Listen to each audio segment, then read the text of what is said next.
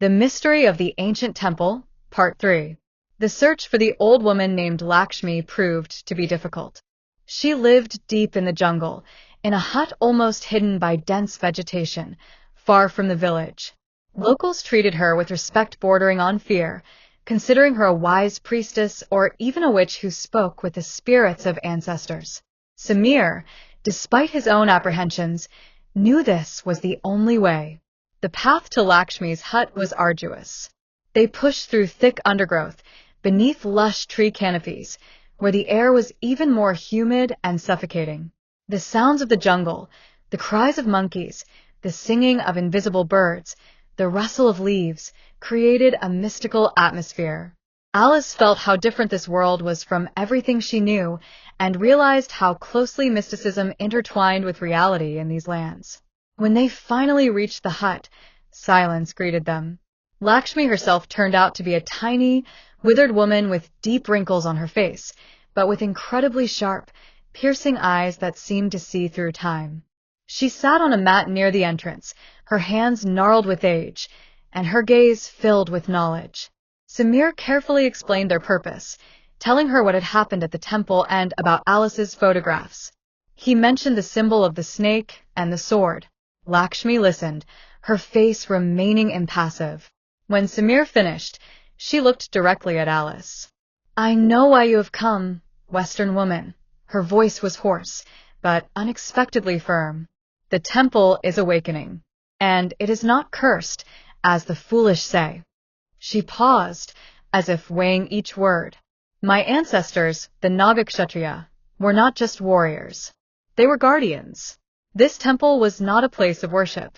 It was a repository of knowledge, of artifacts that were meant to be protected, not displayed." Lakshmi recounted a story passed down through generations. The temple was built over a network of natural caves that served as a repository for rare, almost mythical minerals and crystals with unique properties. They were dangerous in the wrong hands, but could bring great benefit.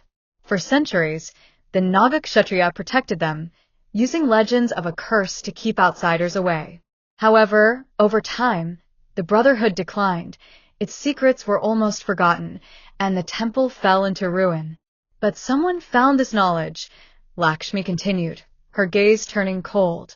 Someone used the old legends to hide their true misdeeds.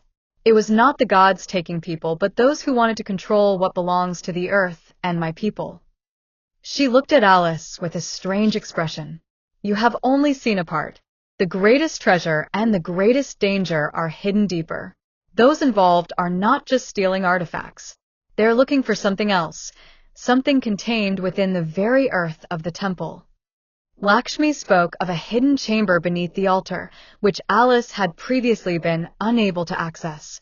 She revealed that this chamber contained not just artifacts, but a cache of these rare minerals and blueprints for an ancient mechanism that harnessed their power. This was not a treasure, but an ancient technology, capable, she said, of controlling the Earth's energy. This was what the smugglers were looking for, and this was why they were killing. "They want to use it for power," Lakshmi whispered. "If they get to the core of it, Rampur, and even the world, could feel their might." Alice felt a cold numbness. This was more than smuggling. It was a threat that extended far beyond ordinary crime. She thanked Lakshmi, feeling that she had received not only information but also a huge responsibility. As she and Samir left the hut, Alice knew that she had just gained the key to the biggest exposé of her career, and possibly the most dangerous. She needed to inform Inspector Singh immediately about the new details. But now she understood that the enemy was much more complex and, possibly, more powerful than they had imagined. Her adventure in India had turned into a race against time to uncover an ancient secret that could change not only the fate of Rampur, but much more. What happens next? Can Alice warn Inspector Singh before the smugglers get to the greatest treasure?